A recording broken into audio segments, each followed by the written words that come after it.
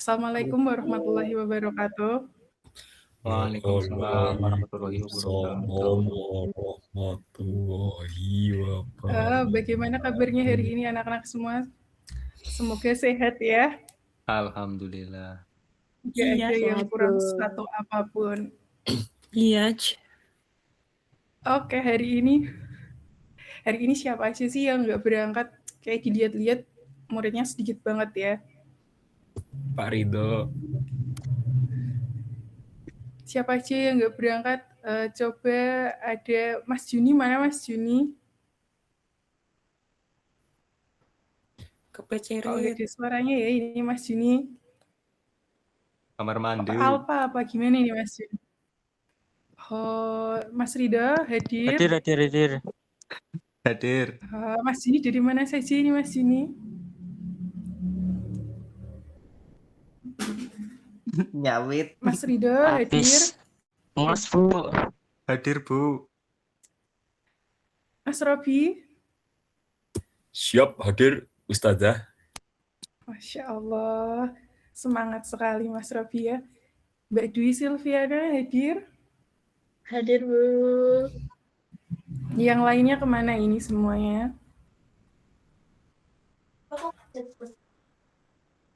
Hafsah izin, Bu.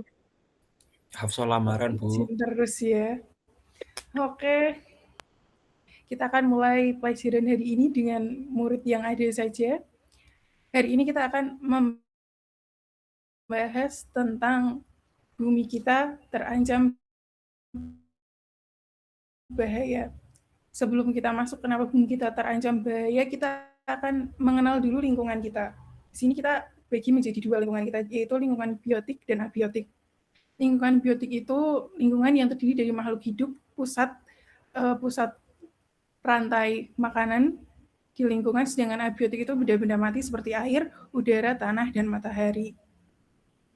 Kemudian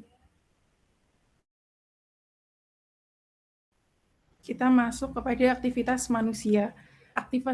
Kita di sini kan membahas tentang bumi kita terancam kerusakan. Salah satu penyebab terbesarnya adalah aktivitas manusia. Contohnya salah satunya dari kendaraan bermotor.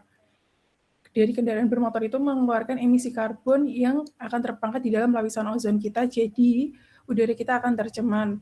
Kemudian ada juga limbah pabrik. Limbah pabrik itu akan mencemari air, mencemari tanah, kemudian bisa juga mencemari udara.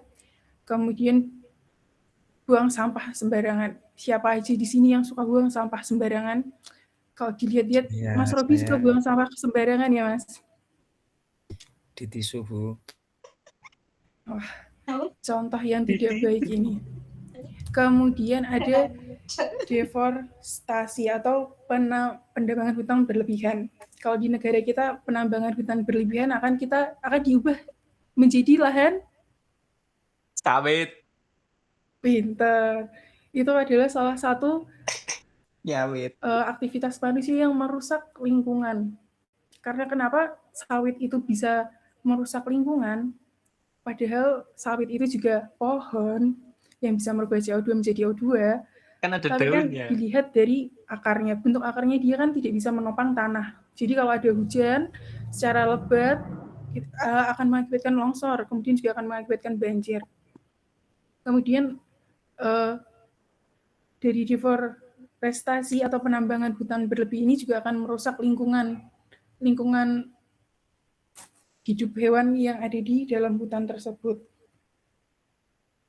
Jadi banyak hewan-hewan yang nanti akan punah karena hutan kita berubah menjadi lahan sawit. Kemudian air juga bisa berkurang karena pohon sawit itu tidak bisa menampung air. Cuma bisa menampung sawit. Kemudian kita masuk kepada jenis-jenis pencemaran. Jenis-jenis pencemaran itu ada apa saja ya, Mas Rido? Jenis-jenis pencemaran ada apa saja, Mas Rido? Oh iya, jenis pencemaran. Pencemaran nama baik. Halo, Mas Rido, nyaman? Pencemaran nama baik.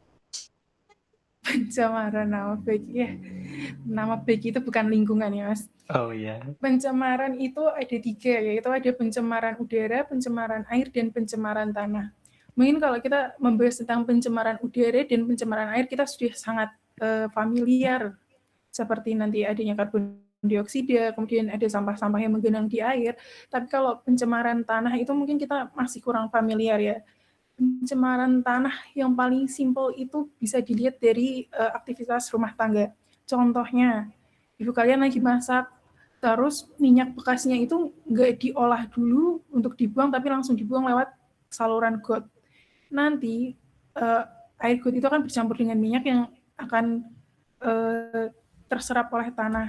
Nanti unsur hara dalam tanah itu bisa menjadi buruk atau tidak baik. Kemudian juga pembuangan sampah sembarangan. Ya, belum. Contohnya sampah-sampah plastik yang tidak bisa terurai ratusan tahun lamanya, dia akan membuat tanah lebih banyak sampah ketimbang tanah itu sendiri, sehingga tidak bisa ditanami apapun.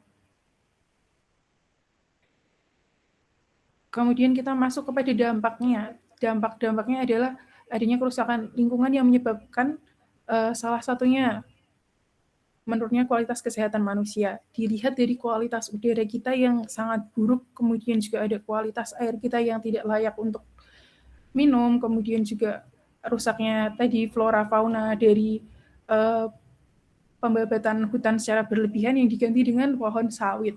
Kemudian ada peningkatan resiko bencana alam seperti tanah longsor, seperti banjir. Apa sih yang bisa kita lakukan untuk mencegah itu semua? Kita bisa menerapkan 3R. Ada reduce, reuse, recycle. Reduce itu adalah Reduce, reuse, recycle. Pokoknya kita menggunakan kembali barang-barang yang kita pakai, mengoptimalkan, mengurangi penggunaan plastik, kemudian bisa mengoptimalkan barang-barang yang kita pakai. Kemudian ada menanam pohon di lingkungan sekitar kita. Pohon-pohon yang bisa menyerap air dengan baik, pohon-pohon yang bisa membuat udara kita menjadi lebih baik, kemudian juga menghemat energi dan air. Kita harus lebih bijak dalam menggunakan listrik, menggunakan bahan bakar. Kalau bisa sih kita menggunakan transportasi umum. Kemudian gunakan air secara bijak. Dan terakhir, mengurangi penggunaan plastik. Kalau bisa kita belanja, itu kita membawa tas belanja kita sendiri, jadi tidak akan menambah sampah plastik. Setelah ini, Ibu akan memberikan kalian lembar kerja yang bisa kalian bawa pulang, untuk kalian kerjakan, kemudian besok akan kita bahas bersama-sama di pertemuan selanjutnya. Dari materi ini ada yang ingin ditanyakan?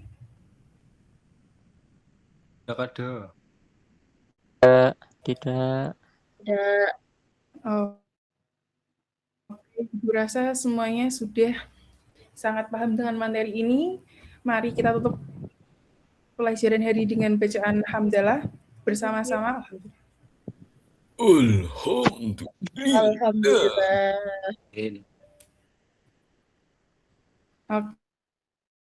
Oke, baik. Sampai jumpa di pertemuan selanjutnya, anak-anak.